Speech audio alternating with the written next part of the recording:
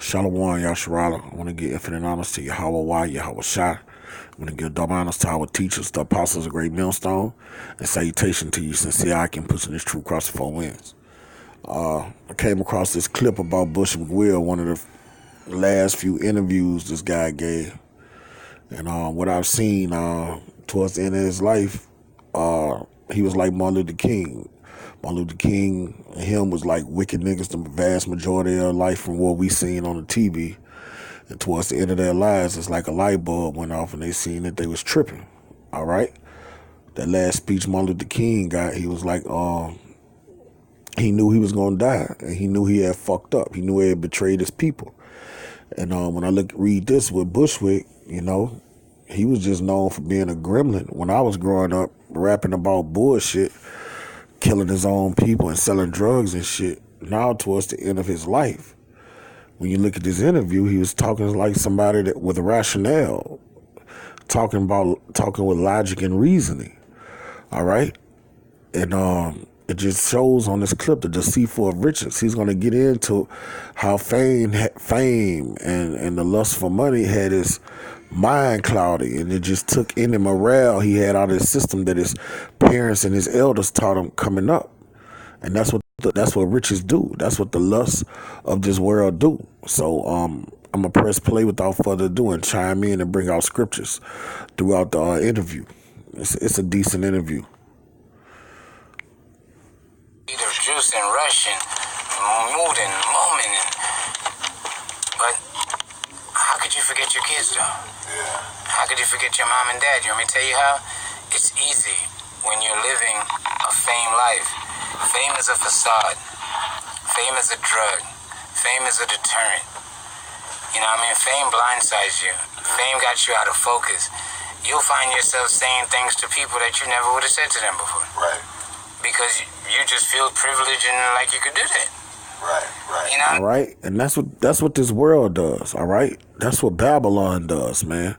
Like even when we were coming up, our family was coons and they still was drunk off the wine, but they taught us the basics of being a decent person.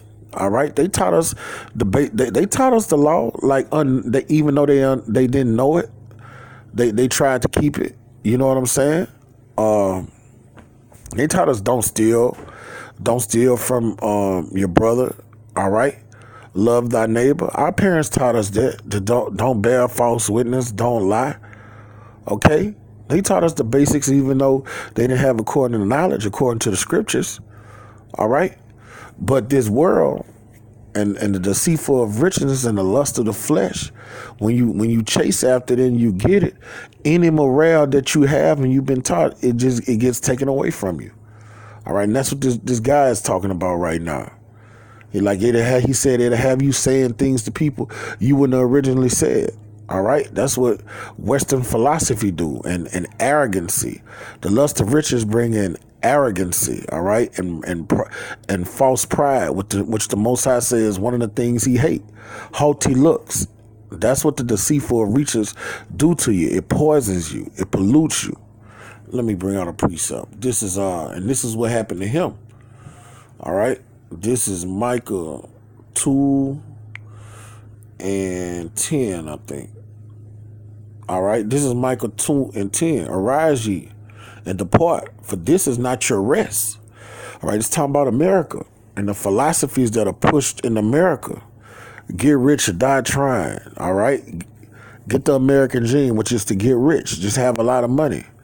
All right, and it has nothing to do with serving and obeying and submitting to Yahweh Shema Shai, our Heavenly Father and our great King. It has nothing to do with that.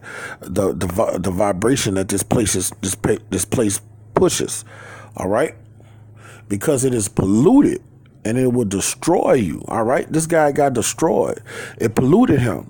All right, he probably had a few ounces of decency in him growing up, being taught by his parents, his grandparents, and so off. But he was polluted when he got in the rap game. He was polluted when he started going on tour. All right? He was polluted by the riches he was making. Okay? Even with the sword destruction. Okay? And then and at the end of his life, what the nigga died with pancreatic cancer. All right, the Most High judged him. And that's a horrific death, man. Okay, the radiation, the cancer eating your ass up. He was judged. That's what the deceitful riches do. It pollutes you and it kills you.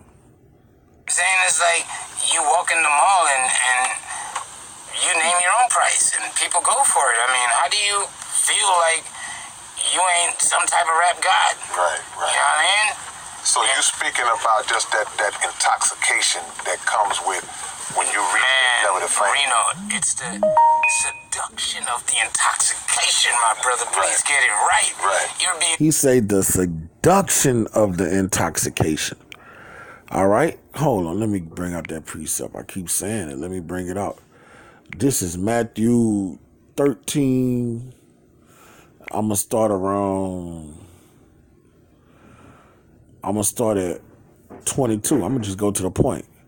All right? He also that received seed among the thorns, and it's he that hear the word, although he probably never came across a prophet and then 9 times out of 10 he did. But those that hear the word, all right, sound doctrine, all right, this is what happens to them in this society, in this world. And the care of this world, all right, and this world, the only vibration is pushes you to go get rich and die trying. All right, go get that American dream, chase that dollar. All right, that's the care of this world.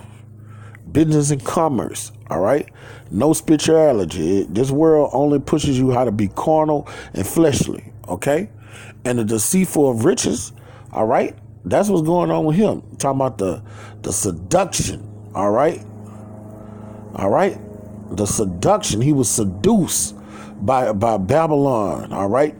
This foul spirit to get riches and to be rich and to be famous amongst men, all right? And then and get drunk with a false power, all right? At the end of the day, that sucks the life out of you, all right? Choke the word and you become unfruitful. And he became unfruitful, all right? He became lame. He wasn't sound, okay? But on the outside looking in, he looked like he rich. He looked like a king. But on the inside, he's dead bones. He's a graveyard. Okay, he's a corpse spiritually. That's what America does to you, and that's what fame does to you. You look at Beyonce and Jay-Z, and they look rich, but on the inside they're dead, man. Dead man's bones. They got a scripture that touches on that topic. Seduced from proper conduct and proper mannerism and proper decency of respect for yourself and others because it's F it, I'm famous. Wow. That's. You see what I'm saying? He say when the deceit of this world takes away you trying to be moral, okay? You trying to live with morale, all right? That's what the deceitful of riches do to you, man. All right? It turns you into a fucking heathen. It turns you into a degenerate. All right? Let me bring out this precept in Maccabees to show what comes with being rich in this society. No, it's First Maccabees I want. It's First Maccabees 2. Go down to verse. All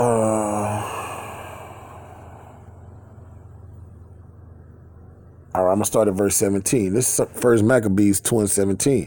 I'm gonna just show you in this society, in this cosmos, for you to become rich and have fame, you have to in turn become a degenerate. For the most part, they synchronize. Okay. First Maccabees 2 and 17, and you lose your morale.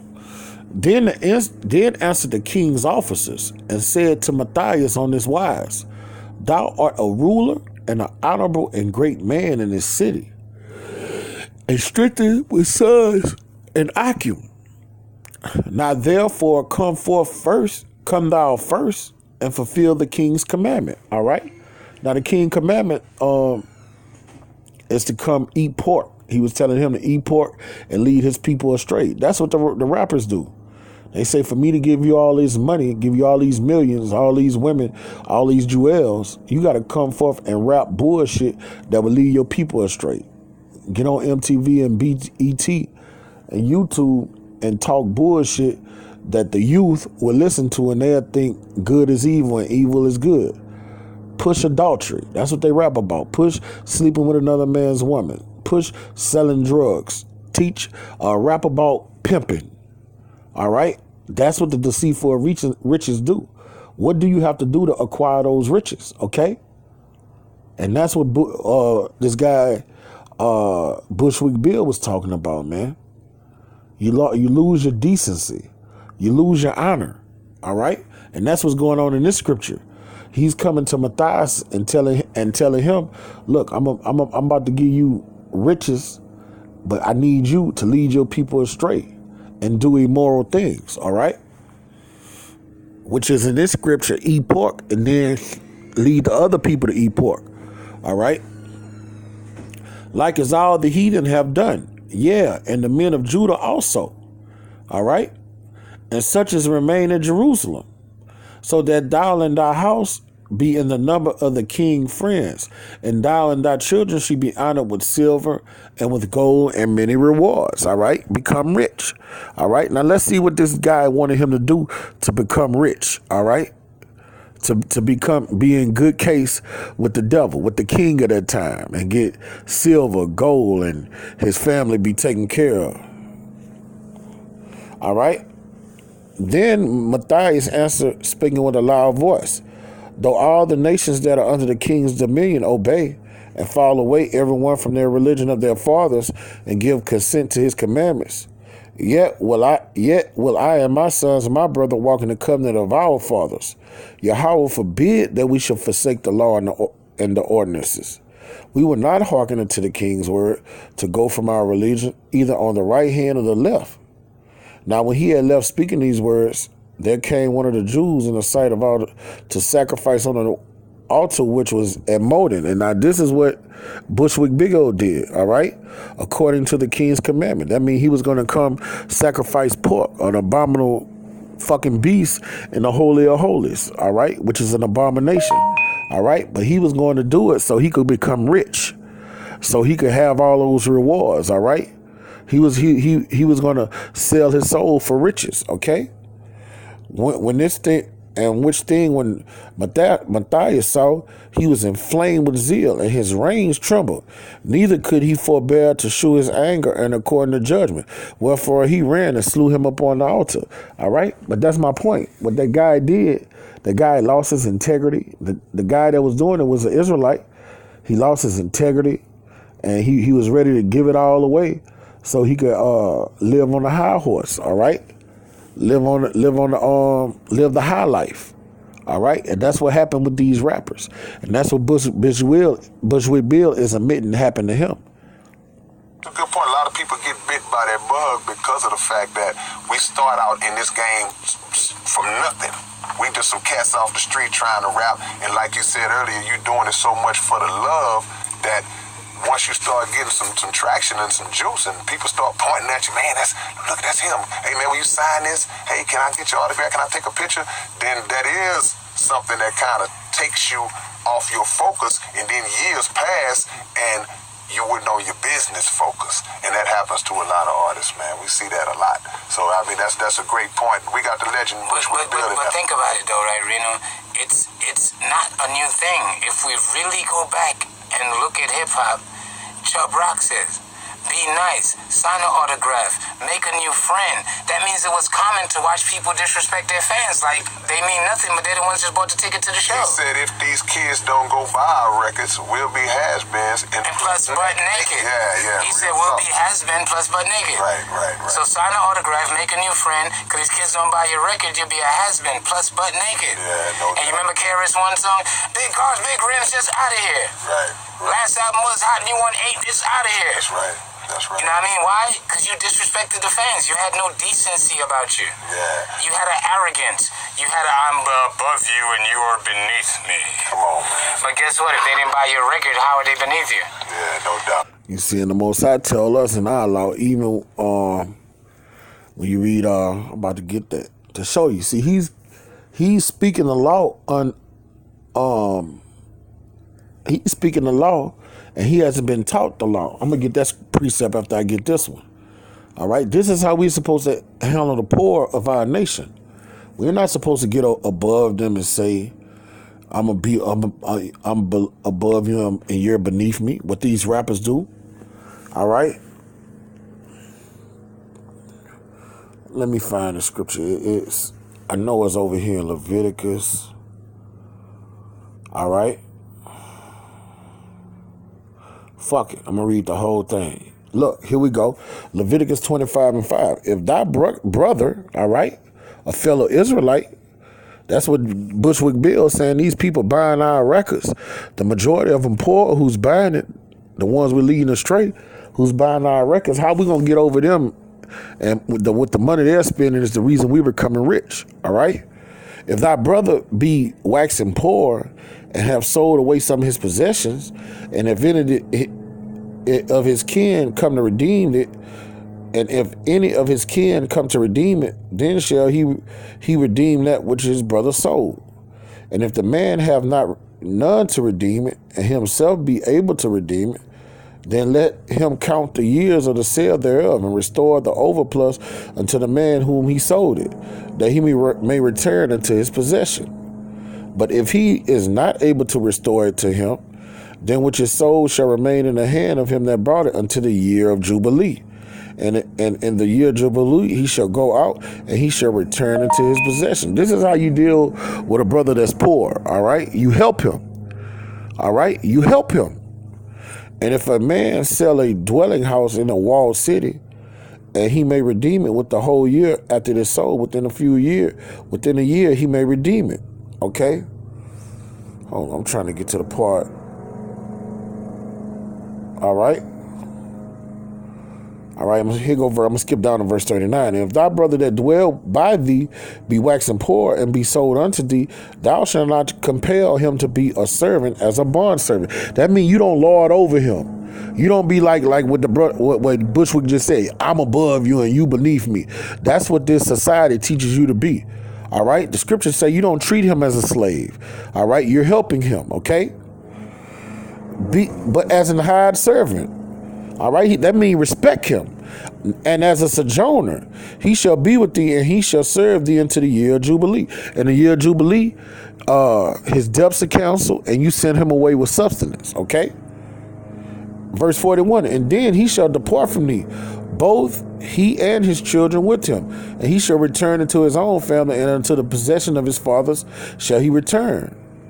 For they are my servants, which I bought out of the land of Egypt, and they shall be not sold as bondmen. He said, you don't treat your brother as a slave. You don't look down upon a fellow Israelite, no matter how much money he got, no matter how much substance he got, no matter how bad of a low estate he's in, you still treat him and respect him as a general, all right? Moreover, if the children of thy strangers do a sojourn among you, of them shall you buy, and of the families that are with you, which beget in your land, they shall be your possession. All right? And you shall take them as an inheritance for your children after you, to inherit them for a possession. They shall be your bondmen forever. But over your brother, the children of Israel, all right, you shall not rule over them over another with rigor. That means don't treat them bad. Rigor mean like how we gonna do the Edomites. Come here, nigger, and kick them in the ass. That's how we gonna deal with the Edomites. You're never supposed to deal with a brother like that. Even if you have great substance and you're rich, you're not supposed to look down upon your brother. All right? And that's what that guy's getting at. They are your support team. They're the spinal cord to your career. What makes people lose sight of that? Because it's crazy, because a lot of artists, they do kind of take on that mind frame like, I'm too good for you, and you the one buying these concert tickets, you the one buying these records and this merch.